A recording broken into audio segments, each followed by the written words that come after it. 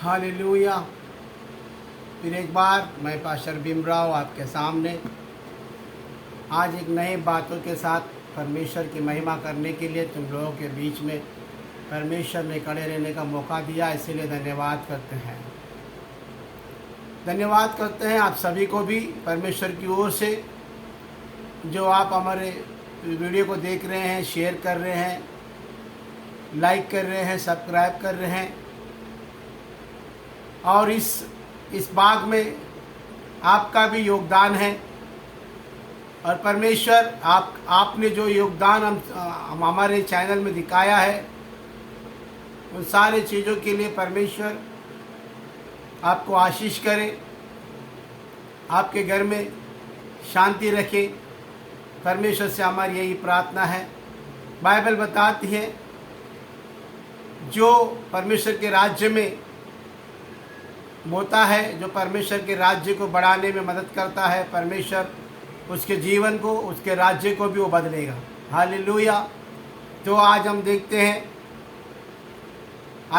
परमेश्वर का राज्य का जीवन कैसा है। आज का टाइटल हम देखते हैं परमेश्वर का राज्य का जीवन कैसा है। उसके राज्य में आने के बाद जीवन को कैसे जीना है और परमेश्वर सबसे पहले क्या देता है तुमको, वो बातों का जिक्र आज हम करने वाले हैं। और ये 1, 2, 3 भाग में चलेगा।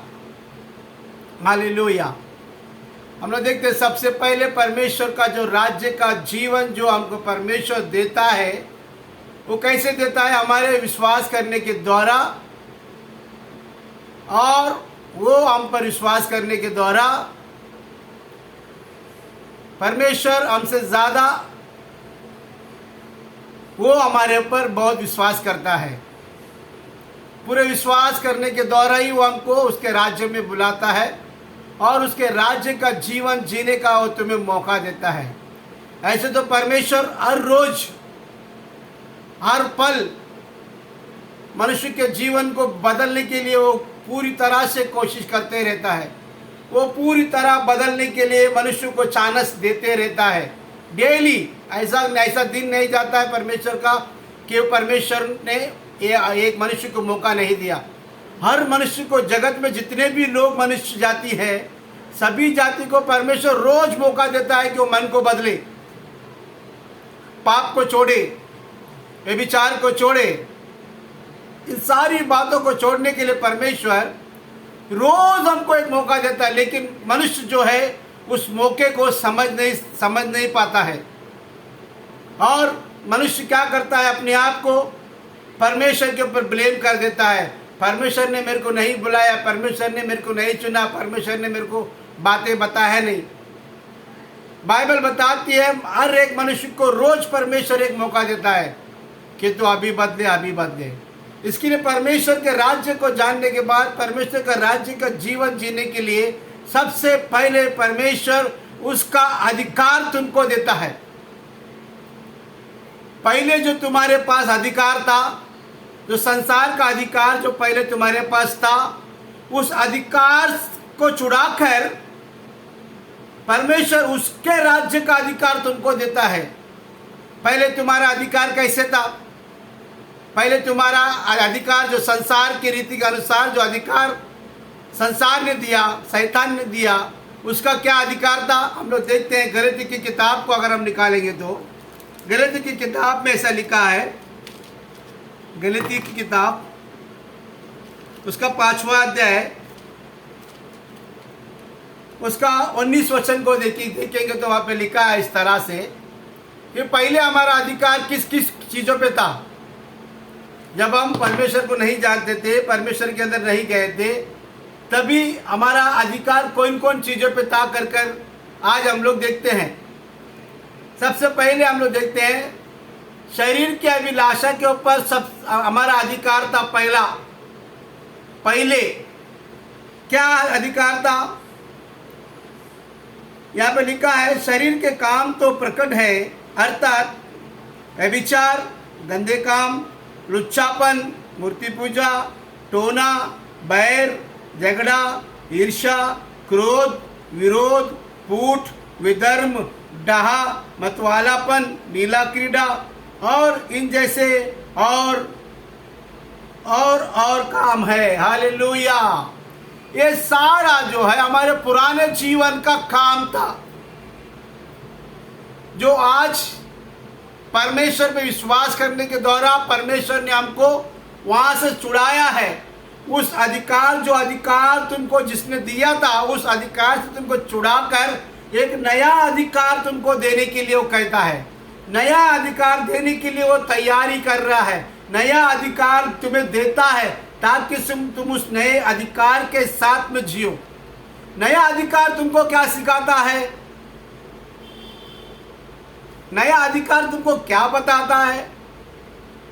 सबसे पहले हम लोग देखेंगे तो सबसे पहले परमेश्वर जब उसका अधिकार हमको देता है तो वो सबसे पहले क्या करता है? इफिसी की किताब उसका पहला अध्याय उसका 17 वचन में इस तरह से लिखा है। देखिए प्रियो, ध्यान से सुनिएगा।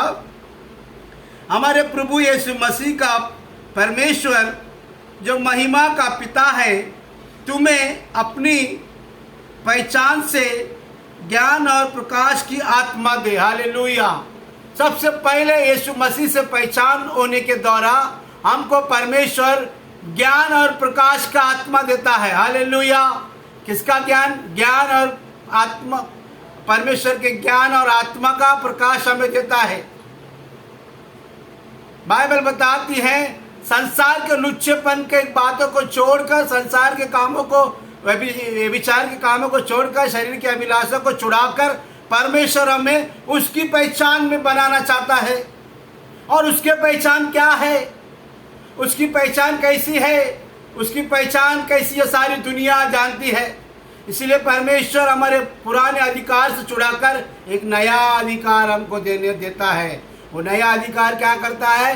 परमेश्वर की, यीशु मसीह की पहचान में हमको बढ़ाता है। क्या करता है? ग्रोथ करता है। हालेलुया।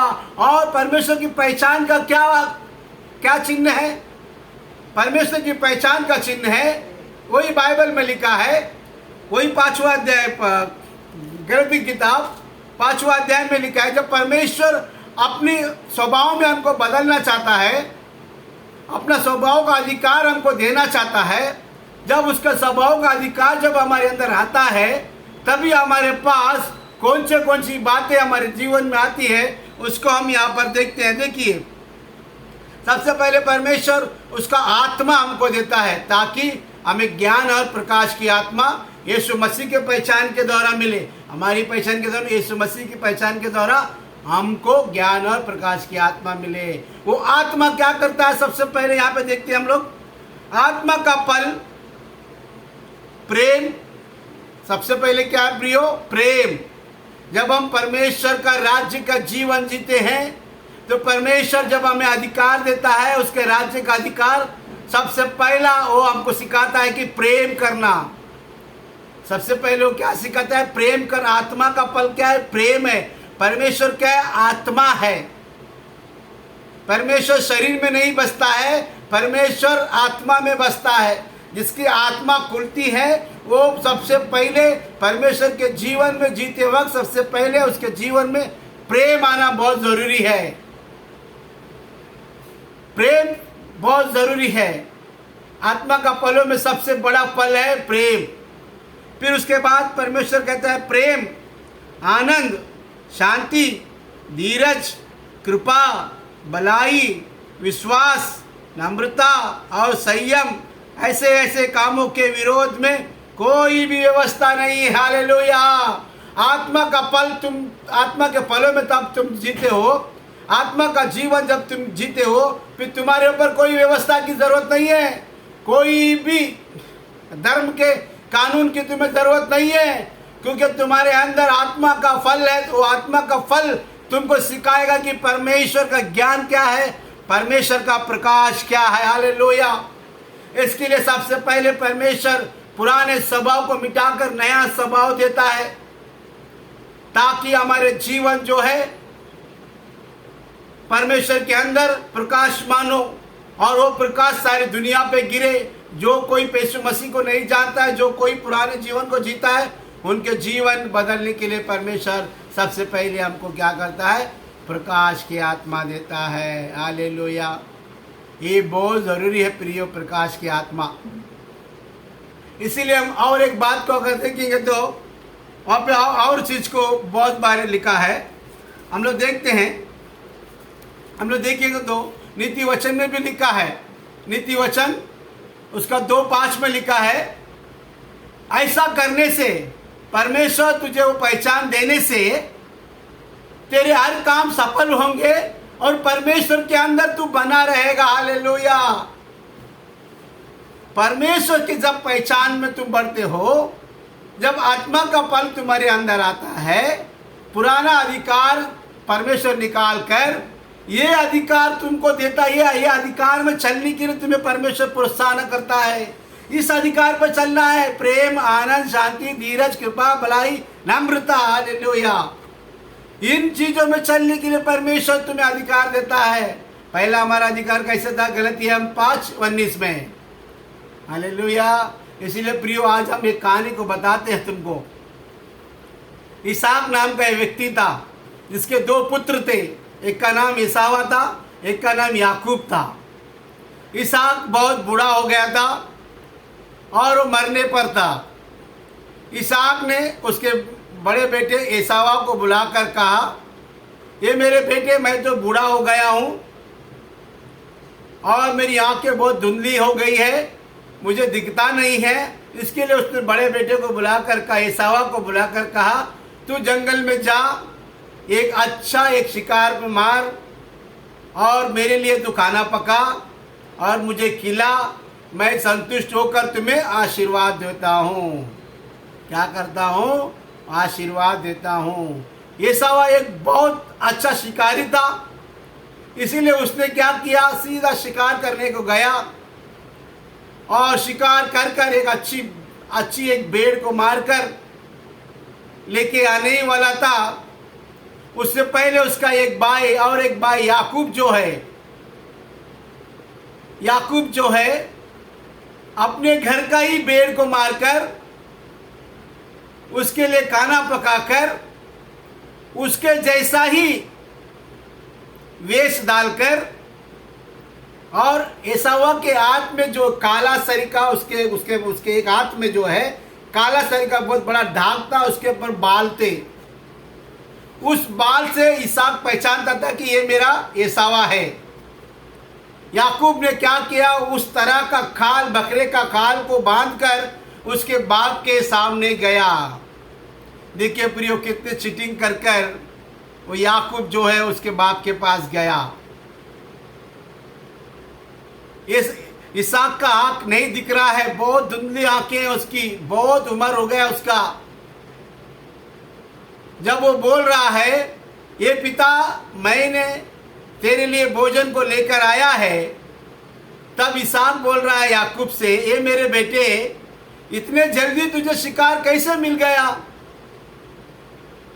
याकूब कहता है, नहीं पिताजी, मुझे मिल गया। तो फिर भी इसहाक को क्या शक होता है? याकूब को पास बुलाता है और उसको हाथ लगाकर देखता है उसके हाथ के ऊपर। तो उसके हाथ के ऊपर उसके जो बाल जो है, ज़्यादा बाल जो है, वो उसको छू कर महसूस करता है। इस महसूस करने में क्या हो जाता है? इसहाक समझता है ये मेरा बड़ा बेटा एसावा है, और पूरा आशीर्वाद जो है एसावा को दे देता है, याकूब को दे देता है प्रियो। और पूरा आशीर्वाद देकर वो चले जाता है याकूब।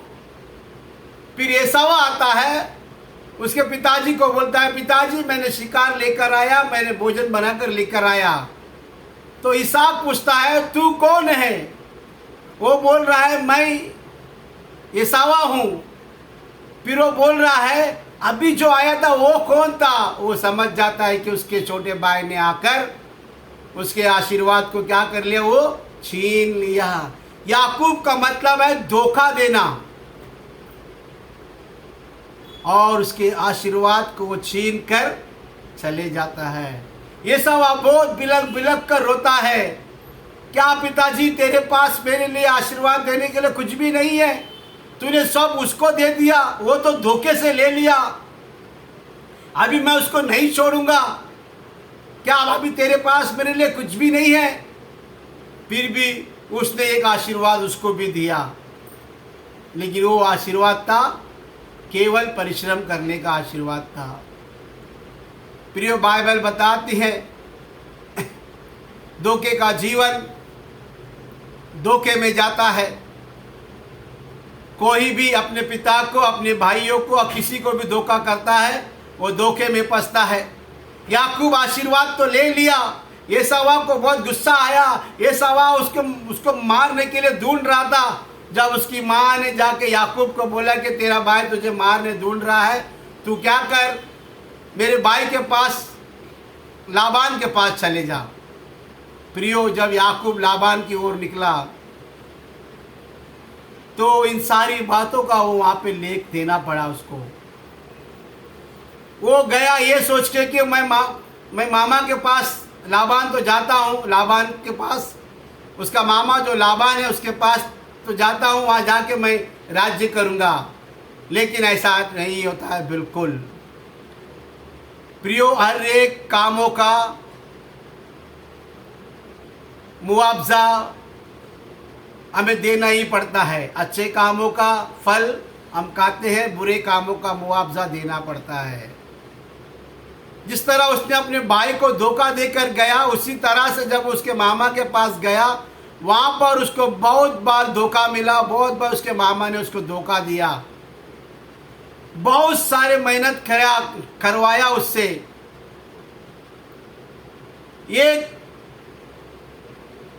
एक उसकी बेटी की शादी के लिए उसने 14 साल उसके पास काम किया और लाबान को जो है, लाबान की दोनों बेटियों को याकूब से लाबान ने शादी करवाया। प्रियो, जो धोखा से जीता है उसको परमेश्वर धोखा में रखता है। लेकिन ये विशेष करके बात क्या है ना प्रियो, इस धोखे में रहकर भी ये सारी परिश्रम को झेला, बहुत सारे तकलीफ को उसने उठाया, जो कुछ भी उसने गलती की था वो सारी बातें वो याद कर लाबान के पास ईमानदारी से काम किया, फिर भी उसको धोखा मिला। इस धोखे के बाद जब वो परमेश्वर से बोला कि मैं फिर से मेरे देश में जाता हूँ और मेरे भाई से मैं मिलता हूँ, मेरे भाई से मिलकर मैं क्षमा मांगता हूँ, ऐसा जब उसने बोला तब परमेश्वर उसको एक नया अधिकार दिया। हालेलुया। एक उसके राज्य का जीवन उसको दिया। हालेलुया। राज्य का जीवन उसको देकर परमेश्वर ने उसका नाम इज़राइल रख दिया। हालेलुया। याकूब का दूसरा नाम इज़राइल है। प्रियो, ये बहुत बड़ी कहानी है। हम तुम्हें सिर्फ केवल एक थ्योरी बता रहे हैं कि परमेश्वर उसका राज्य का जीवन तुमको कैसे देता है। पुराने जीवन को निकालकर एक नया परमेश्वर का राज्य तुम्हें देता है। पहले शैतान के राज्य से छुड़ाकर तुम्हें परमेश्वर के राज्य में तुम जब प्रवेश करते हो, उसका राज्य का अधिकार तुम्हें देता है। हालेलुया। इसीलिए प्रियो, जीवन में चलते वक्त कभी भी किसको धोखा मत दो। अगर आप परमेश्वर से प्रेम करते हो, परमेश्वर का भाई मानते हो, तो आत्मा से जीवन जियो। शरीर तो नाशवान है, लेकिन आत्मा तत्पर है। अगर तेरी आत्मा नहीं जागेगी, अगर तू शरीर के लिए ही जीता रहेगा, शरीर के लिए अगर तू जीता रहेगा, तेरे हाथों से बहुत सारे पाप होंगे। तू अपना भाई का गला काट सकता है, अपने लोगों का नाश देख सकता है, तेरा परिवार नाश होते वक्त तू अपनी आंखों से देखेगा। इसलिए जब तू आत्मा में जिएगा, आत्मा के फलों में जिएगा, परमेश्वर तेरे को सारे बुरी बातों से कवर करेगा। क्योंकि परमेश्वर, तू जो पाप में था तुझे निकाल कर एक नया जीवन देता है। इसलिए परमेश्वर कहता है जो कोई भी परमेश्वर में है वो नई सृष्टि है। इसलिए सारी बातों को भूलकर परमेश्वर पे ध्यान लगाकर परमेश्वर की आत्मा में चलो और परमेश्वर की बातों में चलो। परमेश्वर तुम्हें अच्छा राज्य देगा और उसकी पहचान में तुम्हें प्रकाश और आत्मा का ज्ञान तुम्हारे अंदर डालेगा ताकि तुम हर बात को सही रीति से कर सको। आमेन।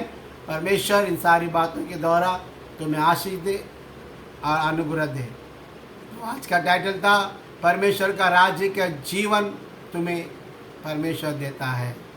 हालेलुया। तो आइए हम दुआ करते हैं। फिर एक बार प्रभु जी इन सारी बातें सुनने वालों के लिए पिता परमेश्वर हम फिर प्रार्थना करते हैं लॉर्ड प्रभु जी, जिस तरह उनका पुराना जीवन आज तक वो जी रहे हैं प्रभु जी, उन सारे जीवन से निकाल कर पिता परमेश्वर तेरे राज्य का जीवन उन्हें दे और तेरे प्रकाश और ज्ञान की आत्मा में उन्हें बढ़ा, ताकि प्रभु जी तेरी पहचान जिस तरह आत्मा के फलों में है प्रभु जी, वैसा उनका जीवन होने दे लॉर्ड। तेरा भय मानते हुए दुनिया में चलने दे।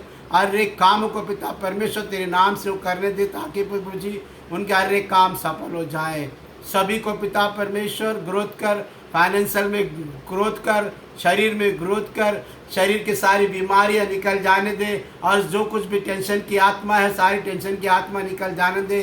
परिवारों में तेरी शांति बना रहने दे। हर एक बच्चे बूढ़े सभी को पिता परमेश्वर तेरे नाम से हम आशीष करते हैं लॉर्ड। सभी को शांति दे, अनुग्रह दे। ये सारी प्रार्थना हम उद्धार करता प्रभु यीशु मसीह के नाम से मांगते हैं। आमेन। सभी को जय मसीह की शुभ रात्रि। सभी को परमेश्वर इस रात के समय में अच्छे नींद के द्वारा आशीष करे। आमेन।